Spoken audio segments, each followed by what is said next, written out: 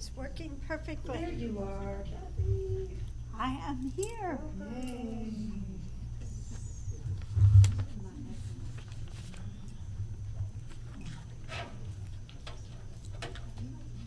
I'm ready.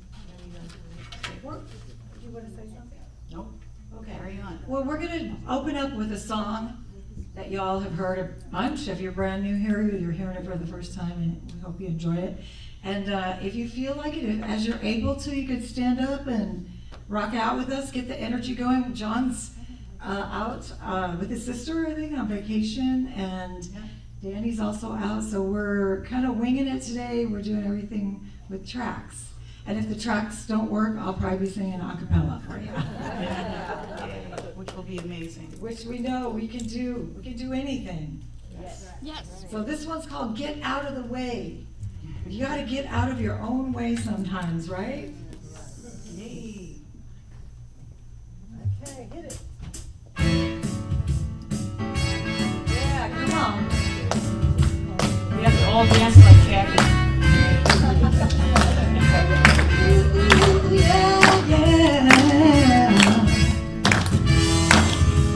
Here we go.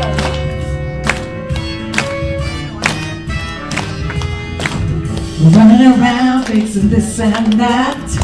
Give it up to God and take it back. Just release and let it go.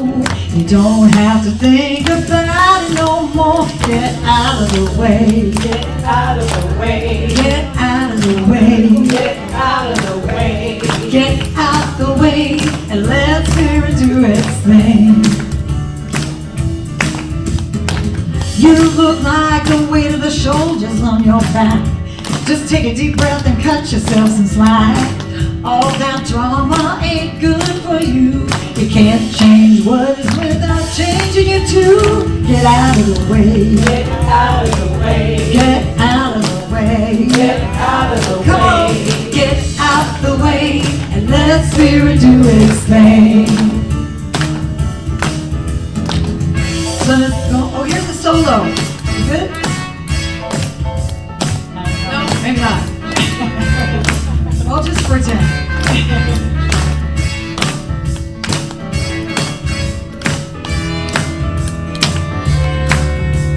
You guys are doing great.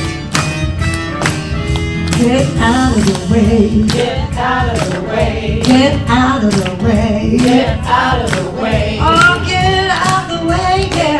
out of the way. Get out of the way.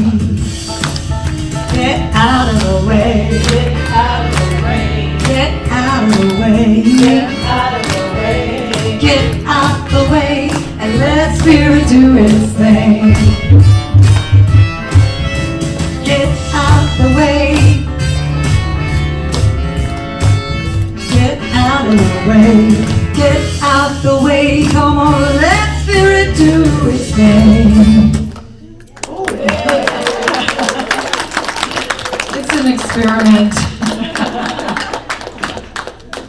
Well, it's a great first song with the whole thing. We're just going to get out of the way and let Spirit do its thing through the whole service. Whatever happens, happens. Everything is happening for us. Yes.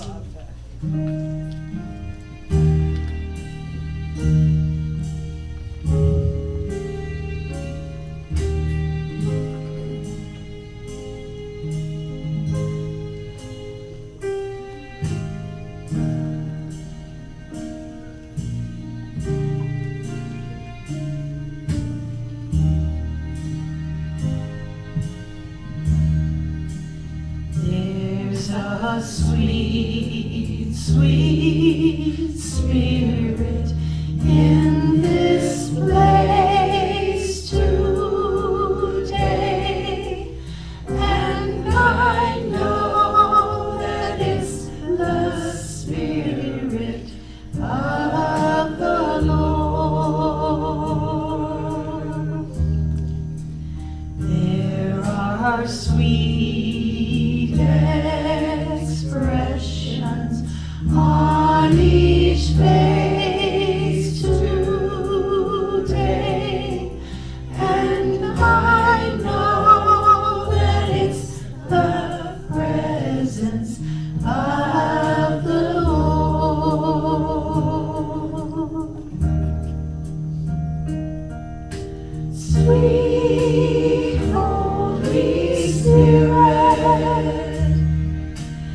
sweet heavenly dove, stay right here with us, filling us with your love. And for these blessings, we lift our hearts in praise. Without a doubt, we'll know we have been revived when we shall leave this place.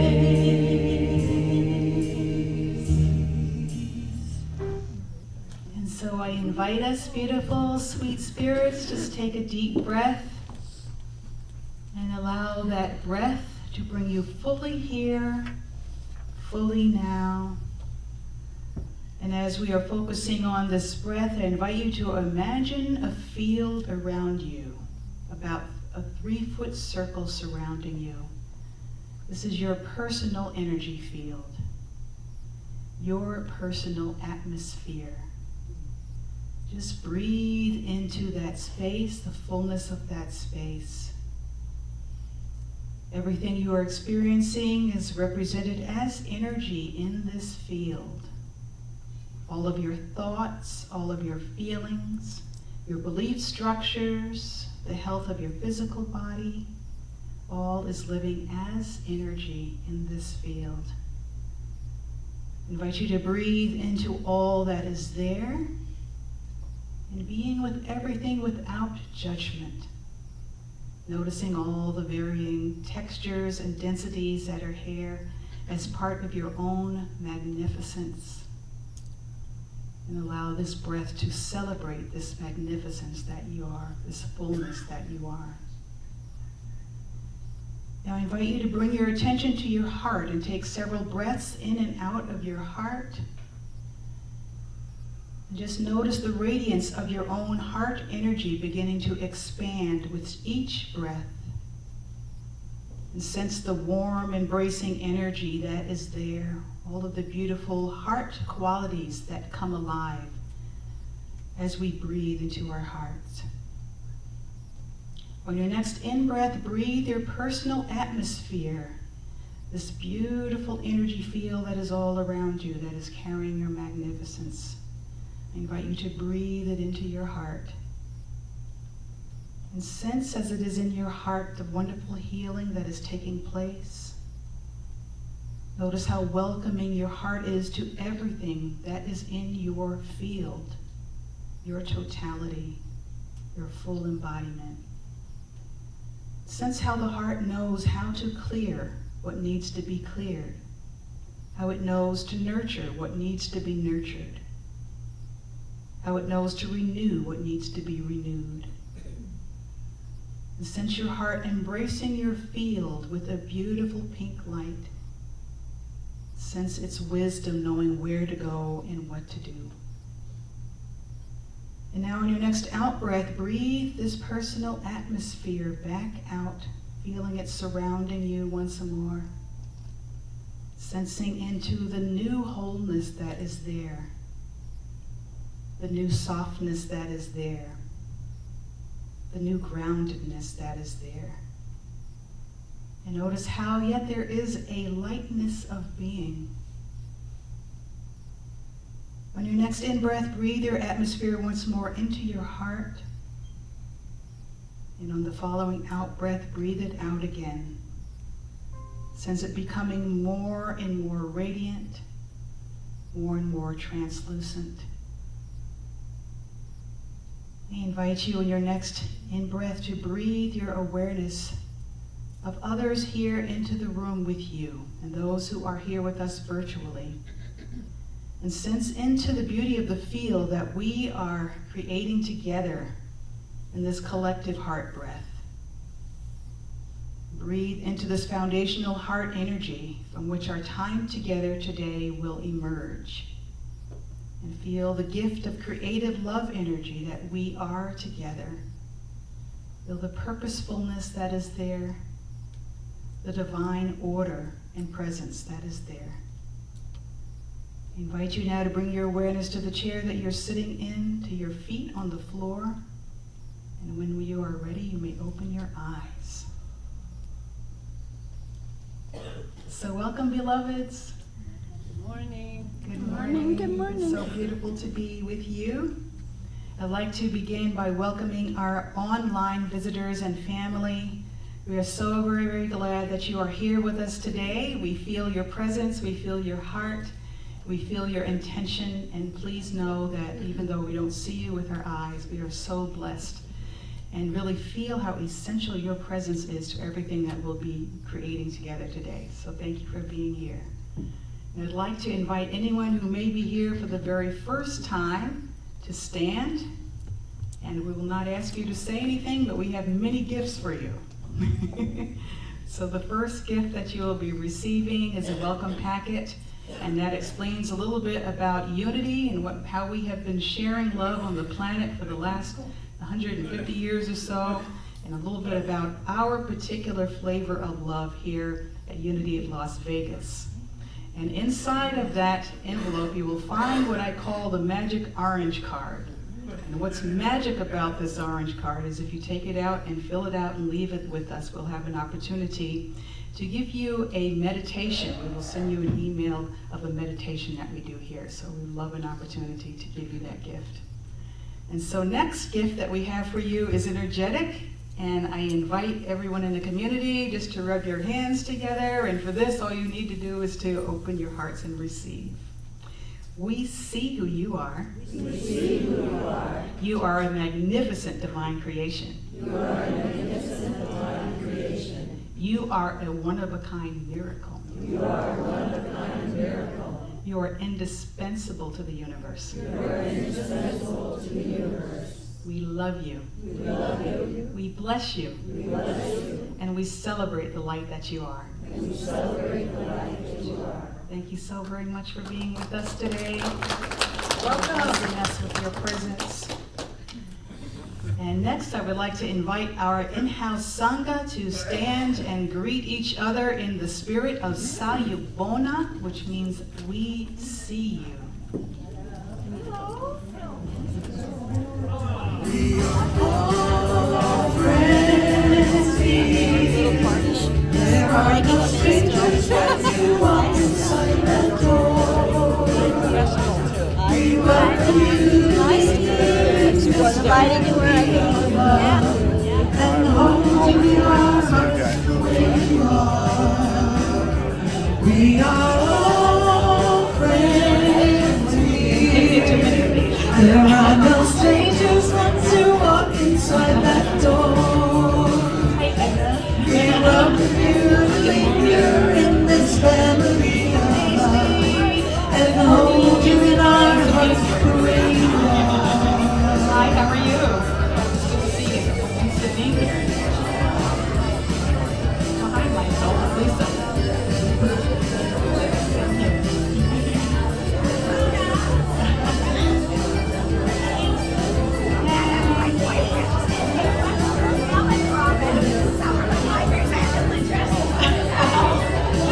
you. We are all friends here. There are no strangers once you walk inside that door. We welcome you to linger in this family of love. Love you. Hold you in our hearts the way you are. And hold you in our hearts the way you are. Hold you in our hearts the way you are.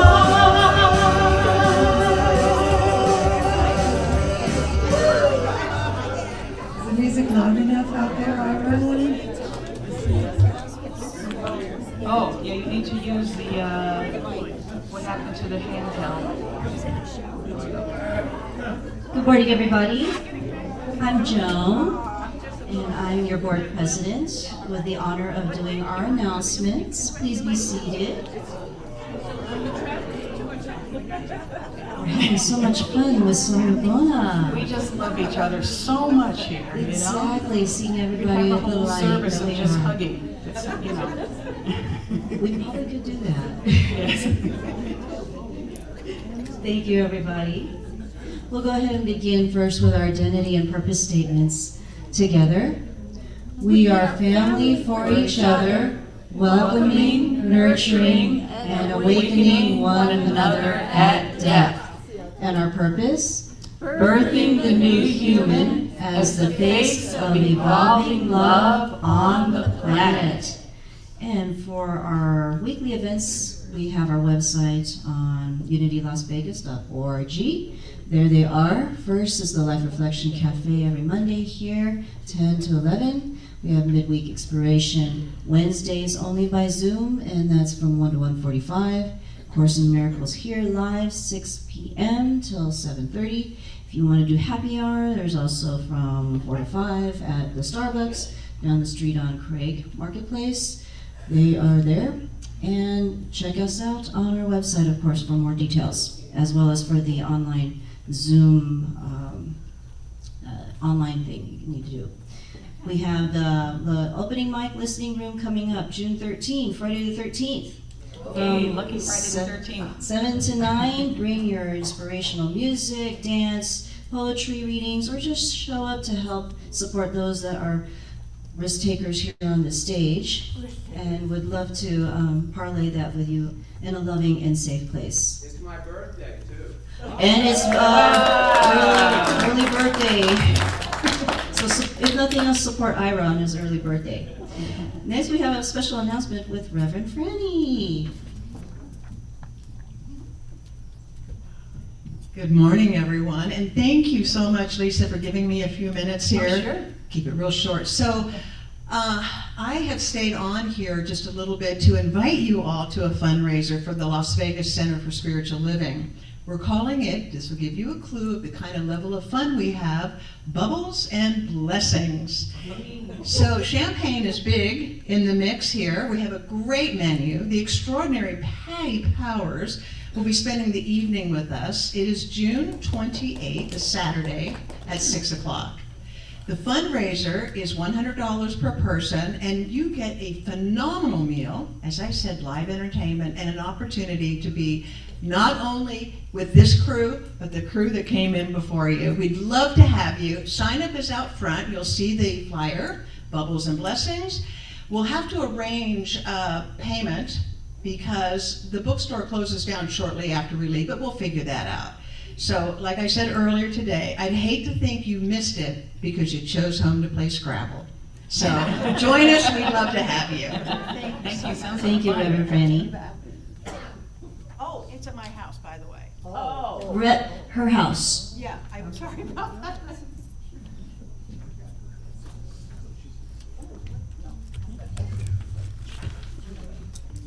All right, so this is our sacred time of prayer, and I'd like us to really think of what you are praying for as a portal into the divine connection.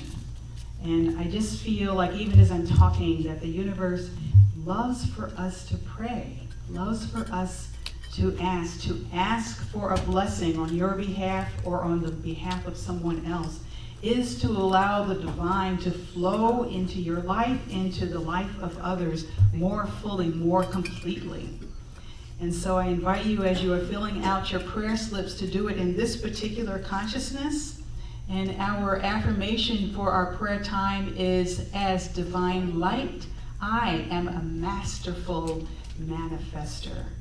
To be a masterful manifester is to have that beautiful shamanic experience where you have one hand on the earth and you have another hand that's in the spirit realm, and you really understand the connectivity that is always there and how we are always manifesting. And so when we add our intention, our heart, and our mind to a process that is already occurring, magic occurs on the earth. And so I invite us to really think about that in terms of, who can we put on our prayer list, or what aspect of our life can we really create this amazing portal for divine abundance.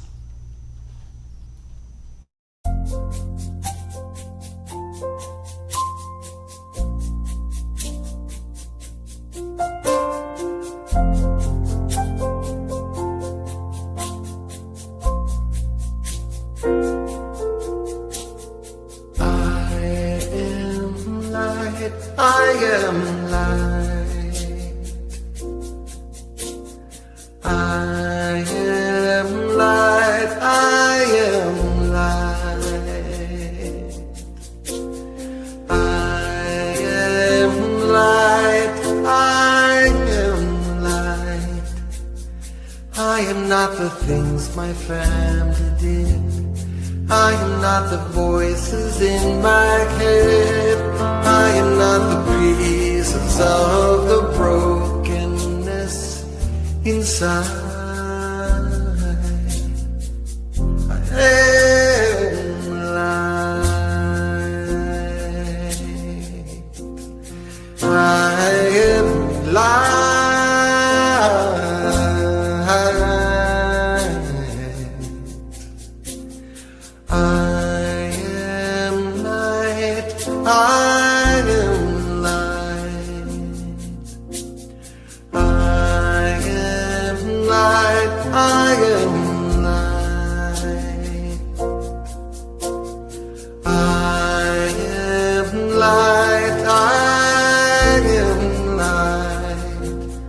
I am not the mistakes that I have made, or any of the things that caused me pain.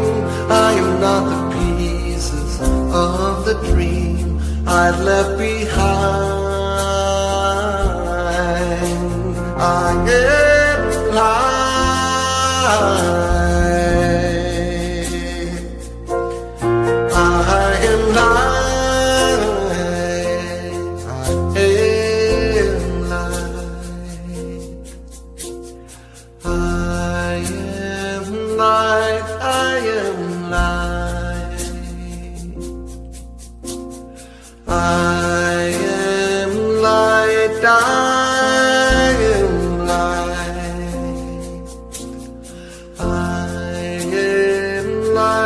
I am light.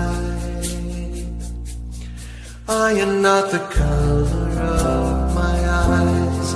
I am not the skin on the outside. I am not my age. I am not my race. My soul inside is all light.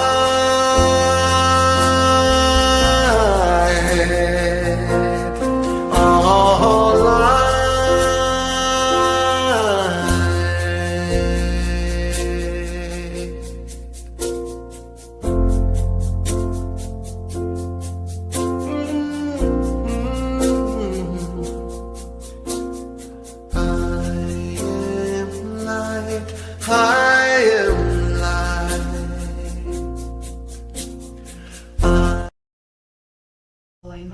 To breathe in the message of that song, of just really totally being the light, and allowing that to be present as you're handing in your slips, if you have not already done that. And knowing that this divine light that we are, this focus, this intention, is what really puts us in alignment with all the ways that love is wanting to express in our lives newly.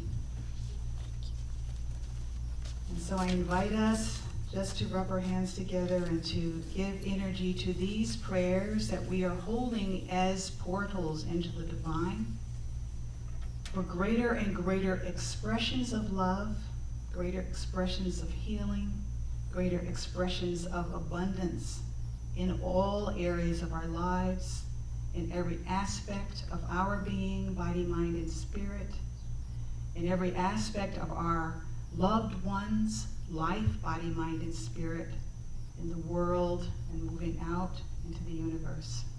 And to this we say, thank you, God. And so it is. And so next, we're going to be focusing today, in the next 2 weeks actually, on wholeness, one of my favorite topics. Of course, I always say that, but it's always true in the moment. And I'm going to invite Paula to come forth and to read our special reading that is all about wholeness.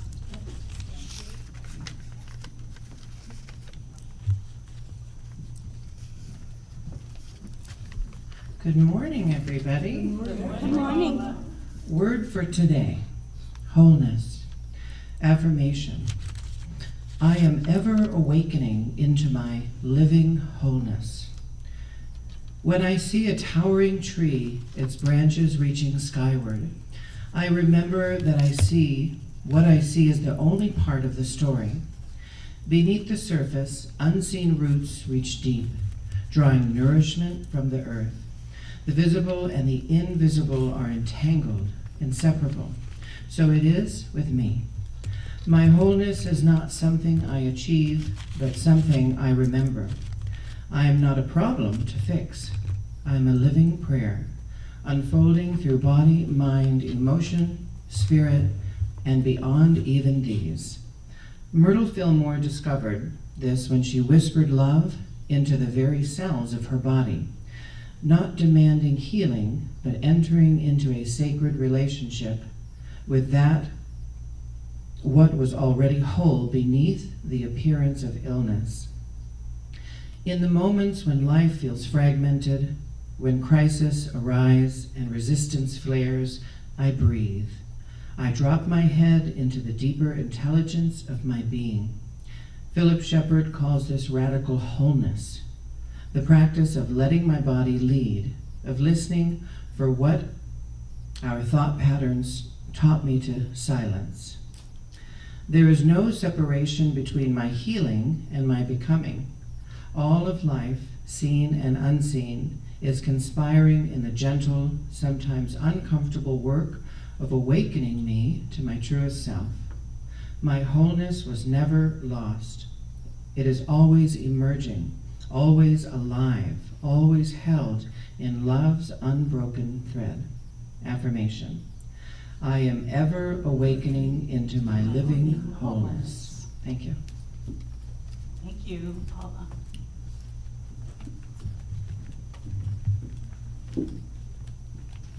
Let's think about what Paula said, and I hope we might have the lyrics up, but if you know them, sing along.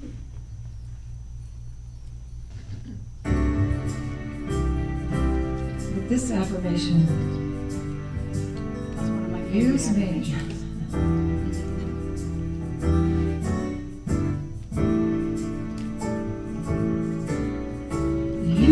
Use me, oh God, I stand for you, and here I'll abide as you show me all that I must do.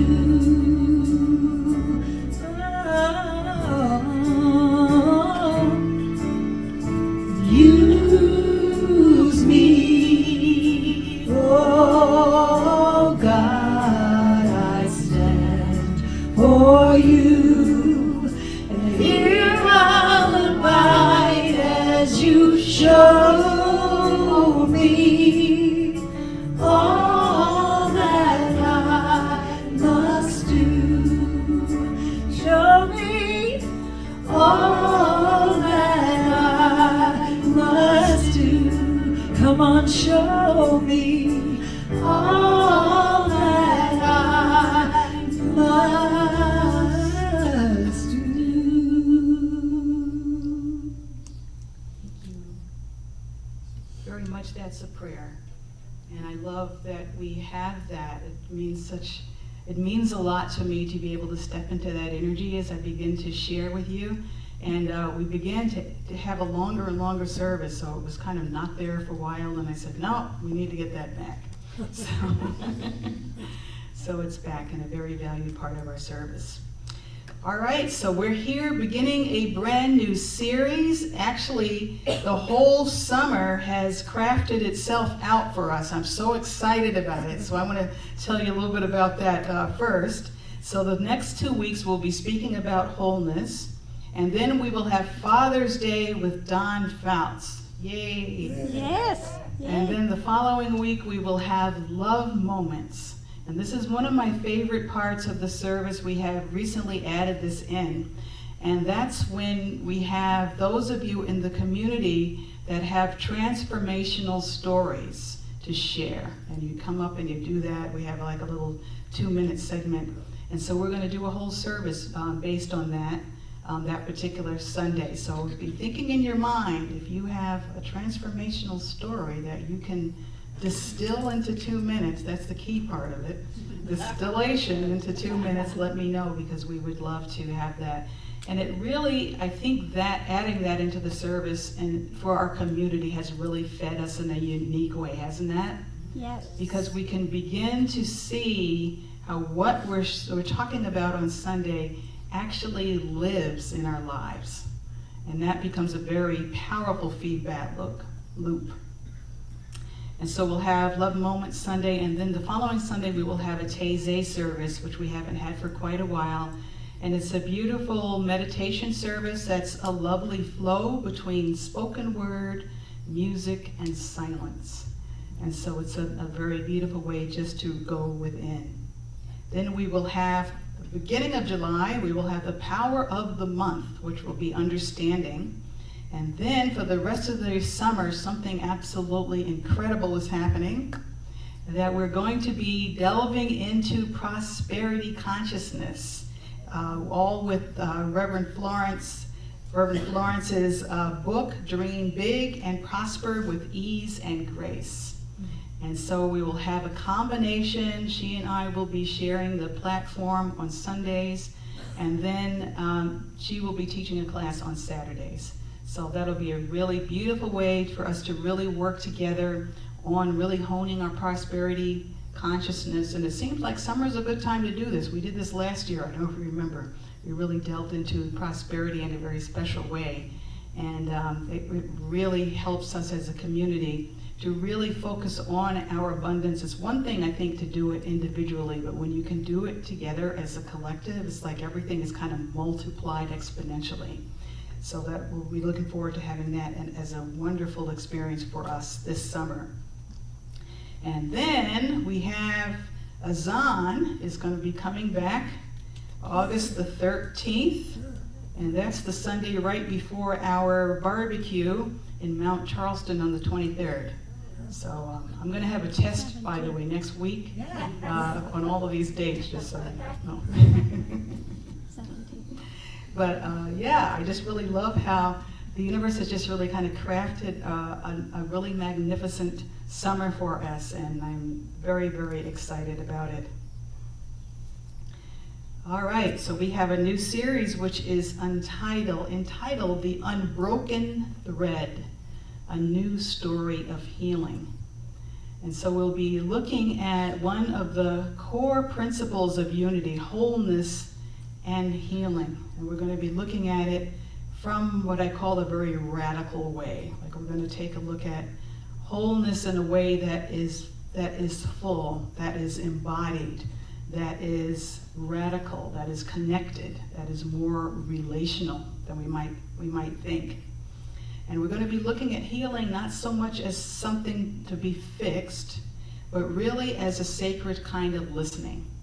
And that doesn't mean that whatever it is that we're focusing on cannot change or that kind of thing, but there's a giftedness that is present in the healing process.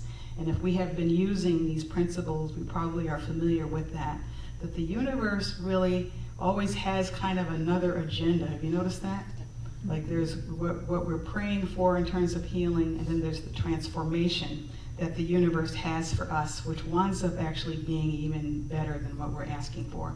So that's what we're going to kind of really be taking a look at, this beautiful unbroken thread that runs through spirit, body, and earth, and remembering really that the healing that we seek is already speaking through us, living through us as us. And so it's for us to just to wake up and to be aware of that, and to tap into that. So today's title is Myrtle's Whispers, When the Body Becomes a Prayer. And so I like to start off the series by talking about Myrtle's amazing healing story. And many of you may be familiar with it, but it has so much potency in it. And whenever we speak about the beautiful founding fathers of unity, part of it is to remember that how they stood on the earth, how they embodied truth, was so powerful it launched an entire movement. Isn't that incredible? Yeah. And so part of what I will be inviting you in is to really stand in her shoes as you are experiencing what she's experiencing through that, and realizing the potency that is there. Okay, so for that, I want you to wind the clock back and pretend that you are living in the latter 1800s.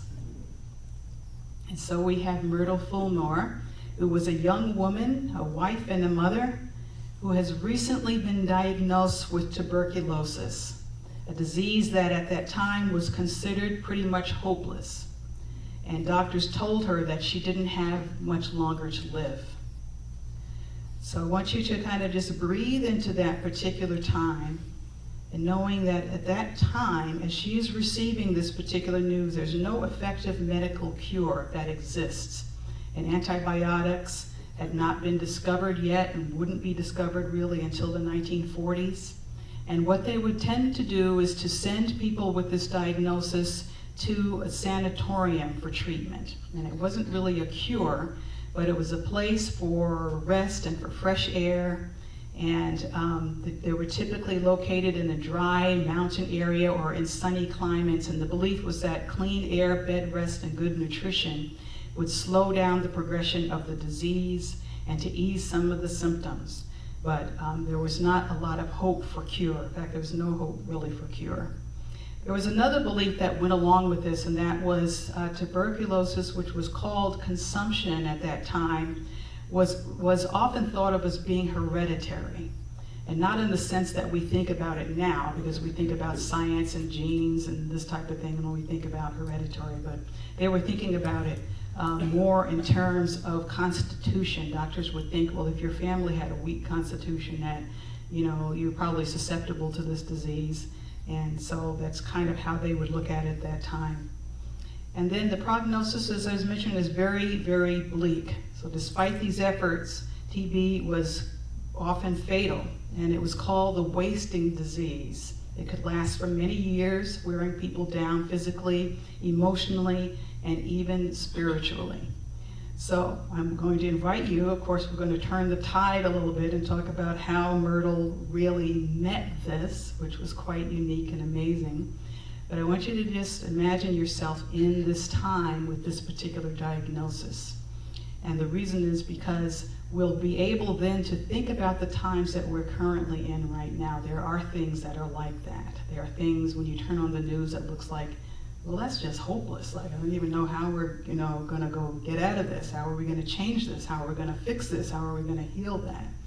So I'm inviting you to be with Myrtle in that very similar place. Here we are with this particular prognosis. And there's no alternative medicine that's out there, no support groups that you could go to, and all of these types of things. And so she had within her a real deep sense of spirituality, this real sense of, and we've talked about it here in terms of direct knowing, that she had this connection within her that was much larger than anything that was happening. And because even if you think about during these times, it's still kind of true to some degree now, that the religion at that time had this particular message that we're born into original sin. I don't know if you guys are familiar with that. But, so even that was there as a kind of a hereditary types of things that we kind of just were born into, that we just carry just because we're human. So all of that was in the culture at the time. And she decided that she was going to go and hear this lecture by a person by the name of E.B. Weeks. Now, we don't have a whole lot about him, except he became famous because Myrtle came and saw him this particular day. And he was a prominent teacher and lecturer within the New Thought movement at that particular time. And there was one particular statement that she remembered that absolutely changed her life.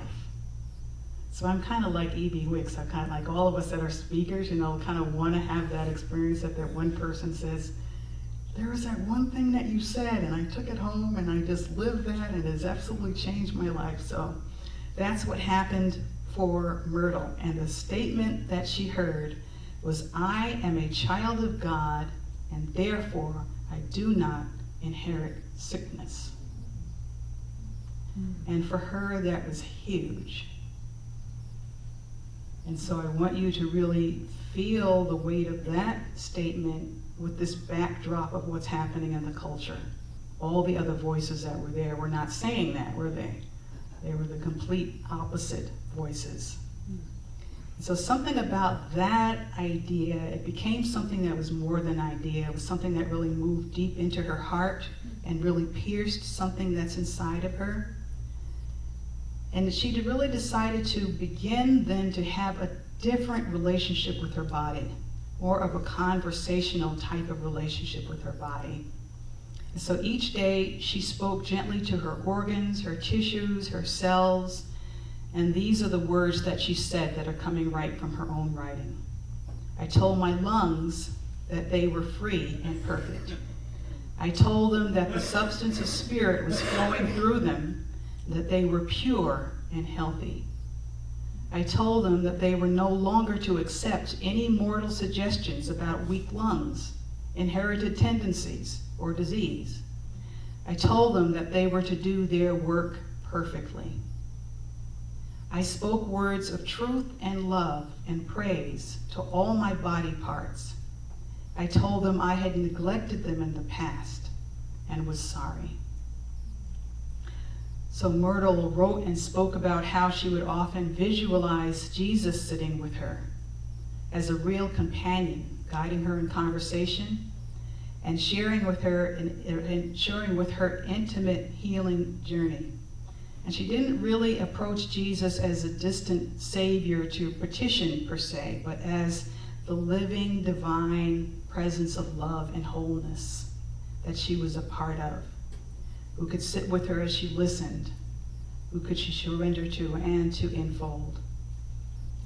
And so, according to Unity's archives, in Myrtle's own writing, the very early literature, Myrtle practiced her daily prayer and dialogue with her body for about 2 years before her symptoms finally began to disappear. And she didn't really so much demand healing as she began to listen, to express love to her body, to stay present. It wasn't instantaneous, but she was provided a timeline where, by the universe, that she could really progress. So it was not really so much speaking the right words to be healed, as it was really creating a daily act of relational devotion with her body and with the universe, a process of living, listening, loving, and surrendering into what wanted to unfold. And over time, her body responded. Her symptoms began to lessen, strength began to return, and eventually her tuberculosis completely disappeared. So I want you to take that in also, in that backdrop of what we were just talking about. That was not something that was really heard of during those times. And so we're invited to take a look at this particular potency that is shown to us not as Myrtle as being this separate, amazing woman, which she was, but as an invitation of us being able to really step into that particular power for ourselves as well. And so really, for our current perspective and from our westernized thinking, we're inclined to create a success type of formula out of this. If we have unwanted symptoms or diagnosis, we apply a perfect type of affirmation, and if we do everything perfectly, the symptoms will go away.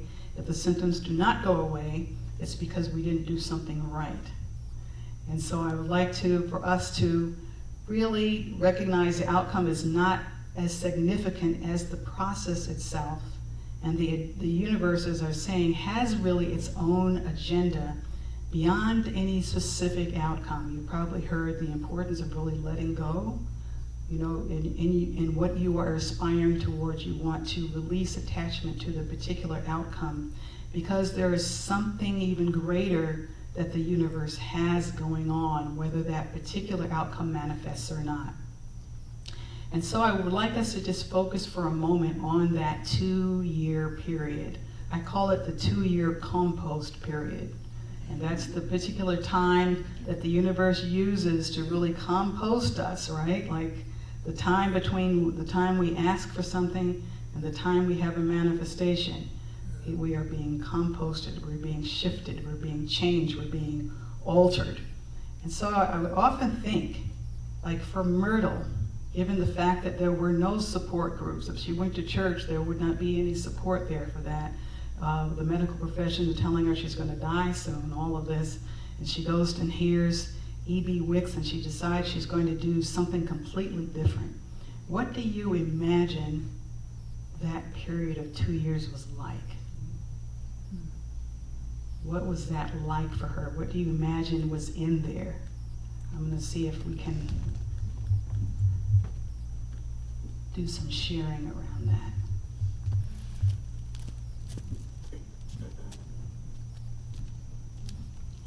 And think about it in terms of how would that be for you if you were Myrtle in that 2-year period of time? I mean, it's you know, we can look at it and say, well, everything was absolutely perfect and she was, you know, smiling and happy though. But what do you really think happened in that 2 years? What would that be like?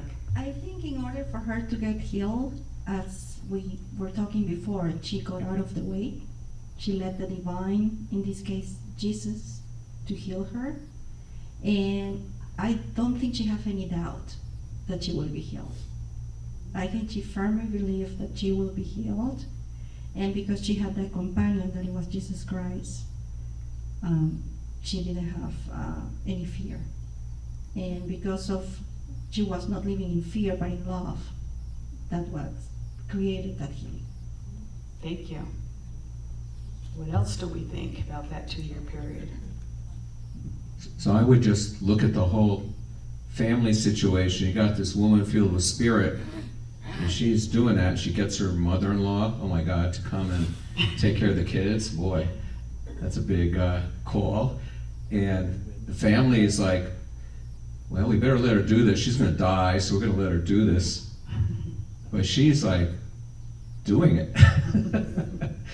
And it's just think about what it would be. And they got this husband.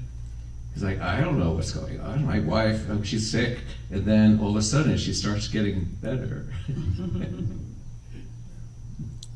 Thank you. What else do we think was going on?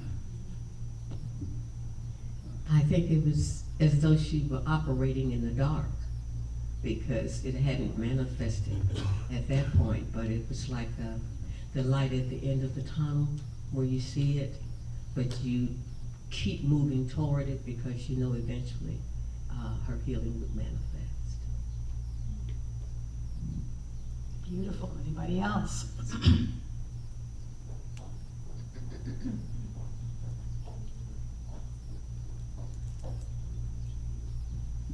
Well, before she met E.B. Weeks, she was definitely dealing with one of the greatest fears and health challenges of the time, and there was probably lots of hopelessness and fear, and that had to be overcome.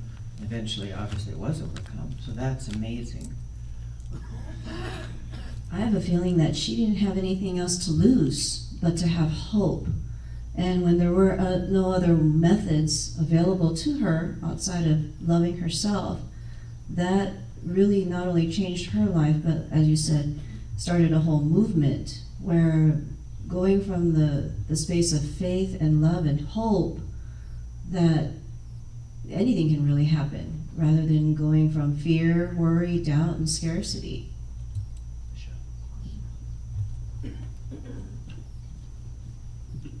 I think that it was, a lot of it too is her consistency, because you know how you start a new project and you say, I'm going to do this, but she was just into it every day, and also having Jesus as the partner, it's easier to do something when you're not alone, so she knew she wasn't alone.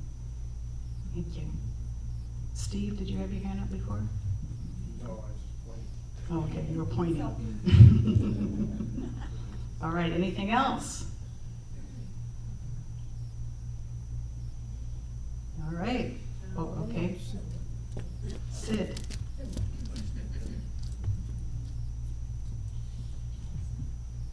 I think she had faith that it would work, that she was in a state of tranquility, calmness, and was playing the inner game. She knew that's where it was at.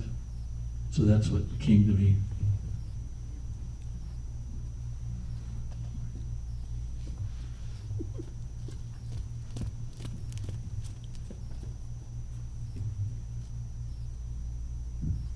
think that God had a greater purpose for her, and she was open to hear it. Look at the examples she set for us.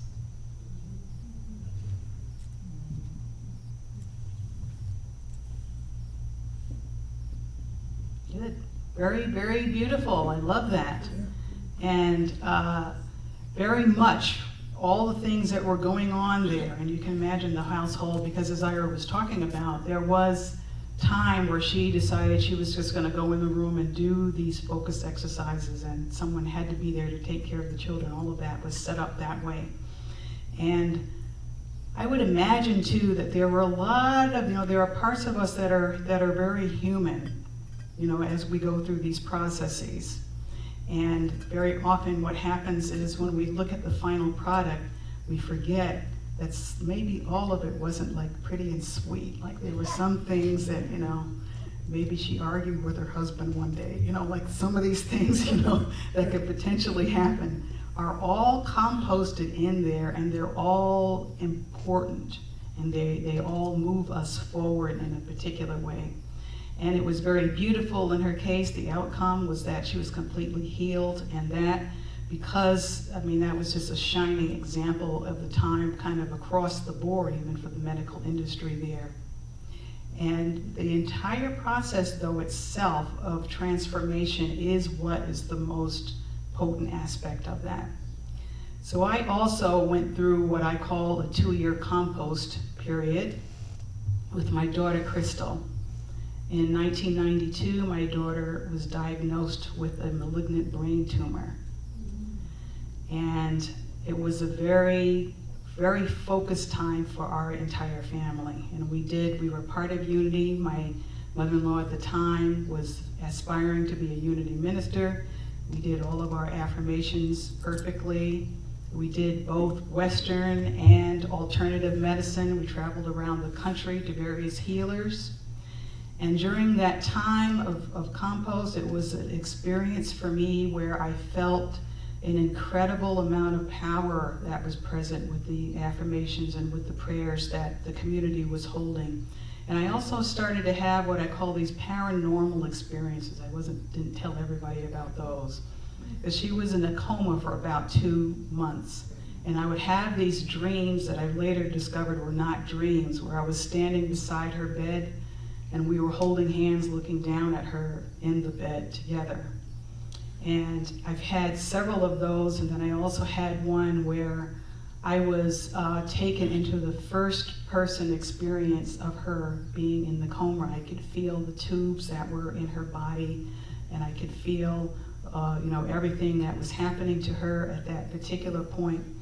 And my husband at the time, looked at the readings, they had on the monitors that were there, and all of the stats kind of dropped for that particular period of time, and then went back up again. And they had no explanation for that until later on when I described what was going on.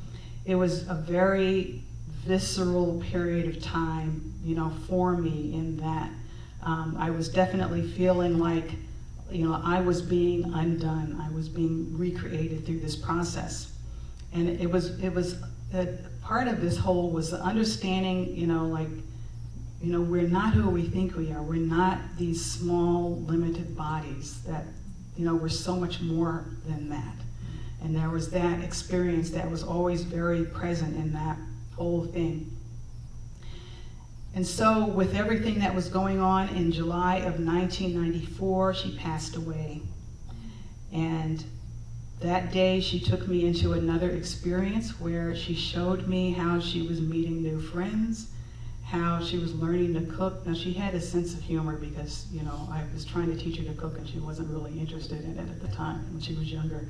So she was learning to cook. She was putting out laundry and all of these kinds of things, with these little stations and things, which are all symbolic of telling me, Mom, I'm okay. Of telling me, Mom, I'm still very much alive. Of telling me that life is so much bigger than what you really think it is. And she's still with me. In fact, I'm feeling her here as, I'm telling this. I'm getting, goosebumps with her presence with that. And so at her celebration of life ceremony, because all of this was so visceral for me, I said to everyone, thank you for your prayers. Our prayers have been answered, and God said yes.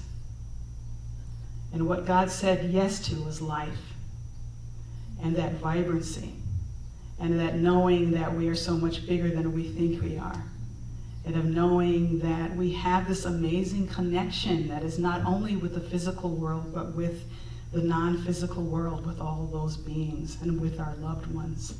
And that's something that has stayed with me in a very vibrant, visceral way. And it doesn't mean I didn't grieve. It doesn't mean that there's still a part of me that wishes she was still in her physical body. But the other part, the transformation, is actually a louder voice. And I really feel that that's what we're being invited into when we hear these stories of Myrtle. It's the transformation. It's how we are on the other side when we have really stayed the course. I mean, we did everything we were supposed to do. We did all the right things. And we believed and we had faith. And because of that, that's what carried over to that other side, to this understanding of the vibrancy of life, which was an incredible gift. I mean, there are no words for the gratitude of that gift, and it has changed my whole trajectory of life, my entire trajectory of my spiritual experience. And I remember that I went out to get the mail, and the postman was there, and he's someone who had become a friend, and he realized that we were getting a lot of mail, and usually what that means is there are a lot of condolence cards and that type of thing. And I remember explaining to him what happened and the sadness in his eyes. And I remember thinking at that time, I felt compassion for him. And it wasn't that I didn't understand the sadness, because I felt that, because he didn't see the whole story. He hadn't walked this path, and so he hadn't received the fullness of that journey and of the life-giving experience that was available in that process. Even though my human mind, when I started out on the journey, had a different picture of how this should look at the end.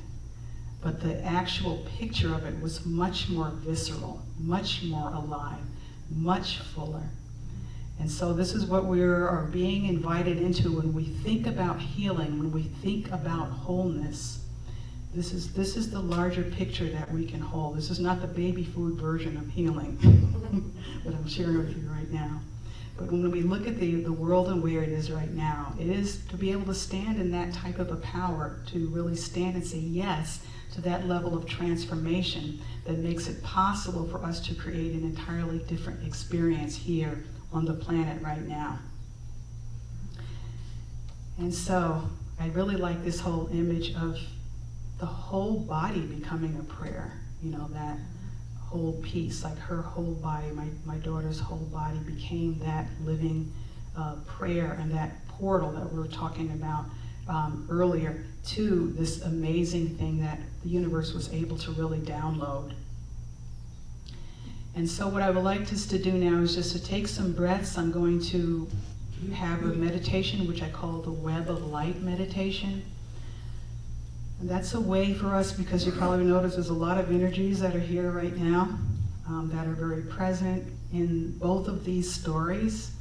And I just would like you to have an opportunity to, through this meditation, just to begin to embody all of this. And so it's a connecting meditation with the cosmos and also with the earth. So I invite us to take a deep breath and close your eyes, centering in on your spine. And I invite you to breathe into your spine, and the pulsing centers from the base of your spine all the way up to the crown. And sensing with all of your breath that this is becoming illumined.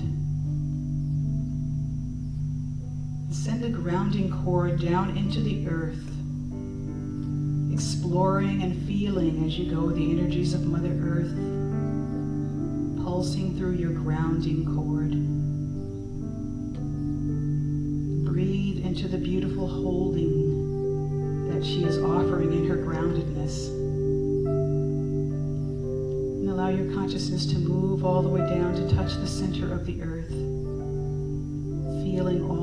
of its layers, the compressed rocks and crystals, the deep fire of her core, the subterranean water, and the creatures that live underground.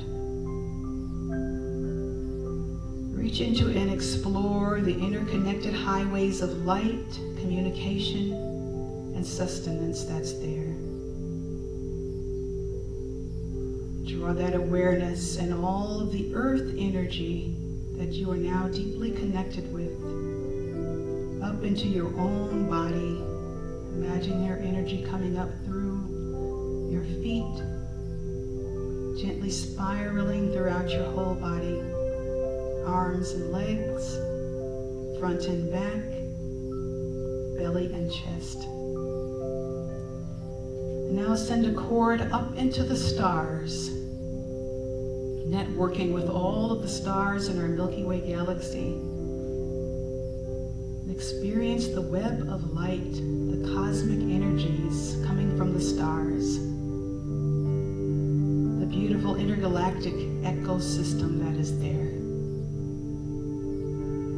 Feel the energies flowing in through the crown of your head, gently spiraling stellar strands of light throughout your body. Feeling that quality of expansiveness of the cosmos, the endless possibilities. Breathe in this alchemy of earth and heaven, noticing them moving within you. Soft golden threads carrying light and healing to all of your organs and energy systems. Sensing with your whole embodied self. Seeing with your whole being and not just your eyes. Hearing with your whole being and not just your ears. Tasting, smelling, and touching inside of this universal relationality that we are. Sensing the universe talking to itself, awakening itself, loving itself. Take another deep breath now and sense this web of light moving outward from your heart to link to all beings everywhere, connecting all humans on the planet Earth, those in fear and crisis, those in joy and peace. Strands of wisdom pouring themselves into all beings, pouring themselves into each other, knowing where to go, what to do, as each person wakes up to the divine essence in themselves and in others. See this web of light now wrapping itself around our planet, our beautiful Mother Earth, her layers, her geosphere, biosphere, noosphere. Strands of wisdom pouring themselves into all parts of her, pouring themselves into each other, knowing where to go, what to do, as our dear planet Earth also wakes up to the divine essence in her and in the universe. Take another deep breath in, this mighty work that has been done, knowing in your heart of hearts that this seeing, this way of knowing, this intuiting, this wholeness is the greatest service each of us can perform for ourselves, for the planet, for the universe. Breathe this in, knowing in your heart of hearts that this is the way it really is.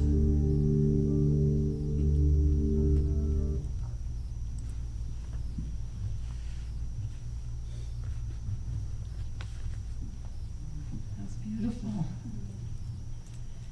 All right. Well, because the music's a little bit different today, and John's not here to play this song, we have a music video of a song that I wrote, and y'all can sing along. And it's called "I Came Here to Be." And this song came to be after a class I took here at Unity. And what was the name of the class, Ira? Cue process, and I bought this little deck of cards that the teacher was selling, and it was all about who I am. Different topics, and I picked 5 cards. When I got home the next morning, I put them on my mirror in my bathroom, and this song is what it came out to be, and what I came here to be. So let's give it a shot. I'm going to sing along with me on the video, and you guys can sing along with me here. All right. You can turn it up a little. Can you guys hear it out there? Yes. All right. Let's be. Everybody sing along. I came here to be, I came here to be victorious. Victorious. I came here to be, I came here to be a light. I came here to be, I came here to be spiritual. I came here to be, I came here to be a light. All right.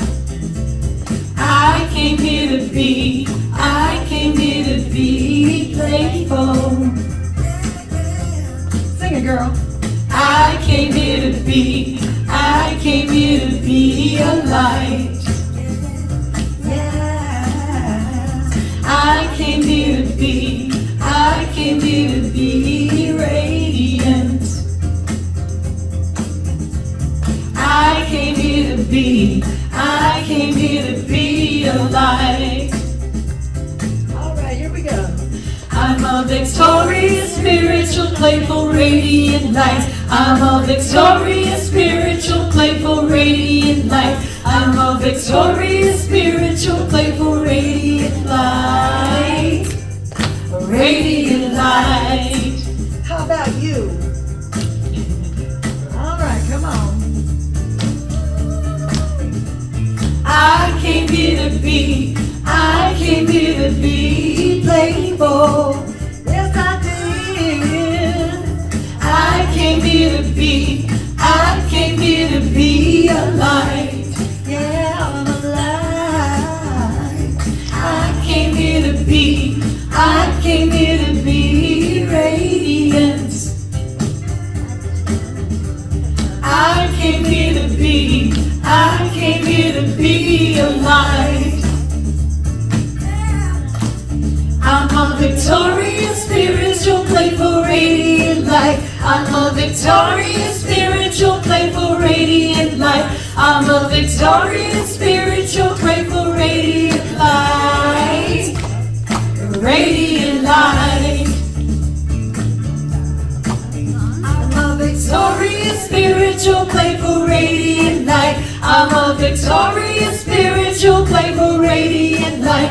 I'm a victorious, spiritual, playful, radiant light. Radiant light. It's fun looking back at all those old pictures, huh? Where you guys have been here. We made this video during COVID, and we couldn't come together, and so there's a lot of fun to see all those faces that we haven't seen in a while.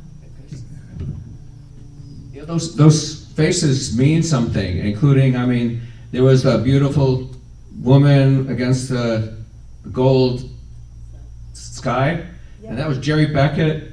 And you talk about, you gotta live now.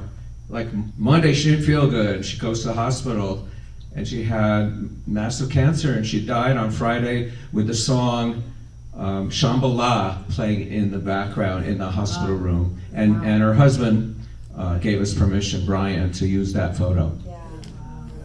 Thank you. I forgot that was in there. We miss you, Jerry. Yeah. Beautiful story. And so this is our time of giving, our offertory.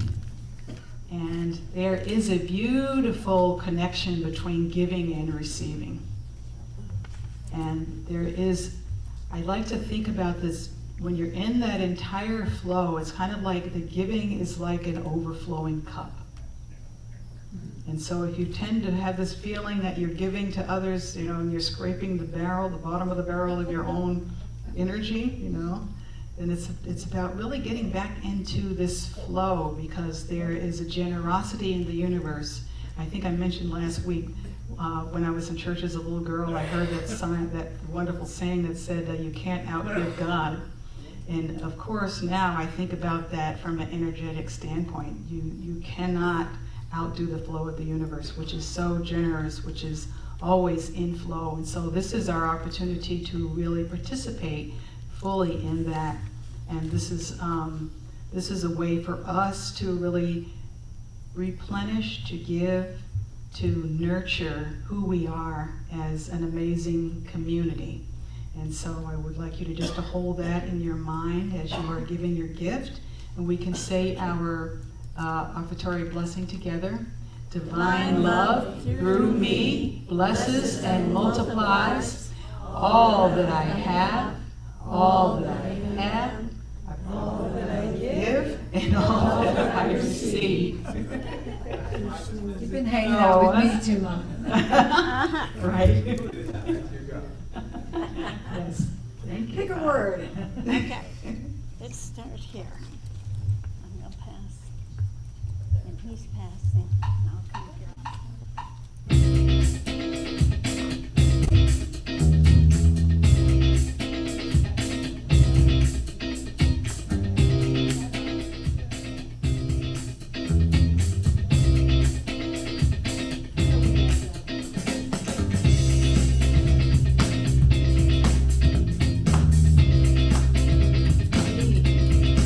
Dance. You need to do the hair thing that you do at your shows.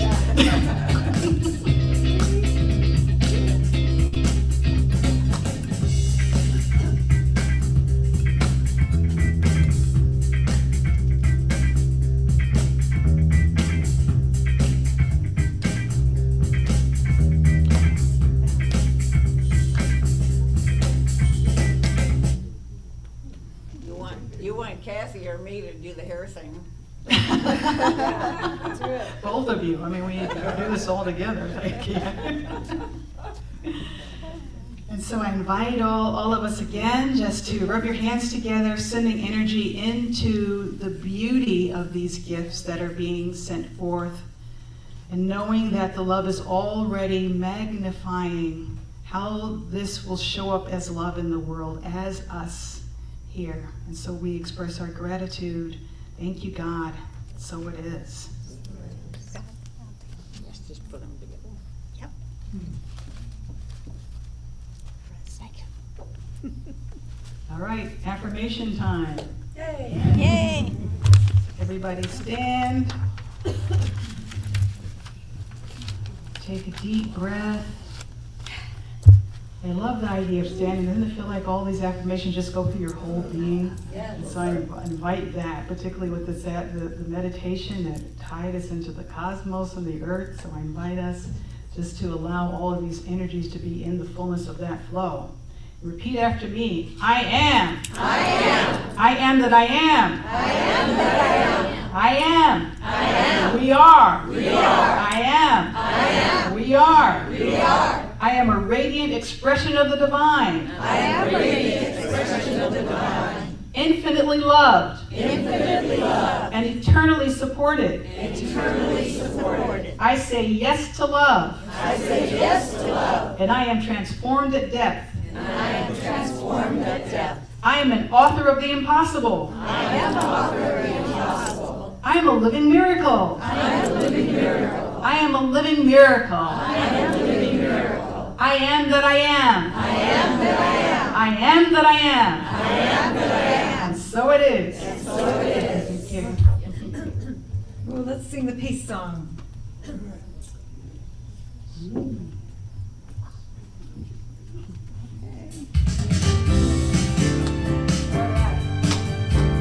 Yes, there is peace on earth, and now it begins with me. Yes, there is peace on earth, the peace that was meant to be. With God as a father, family all are we.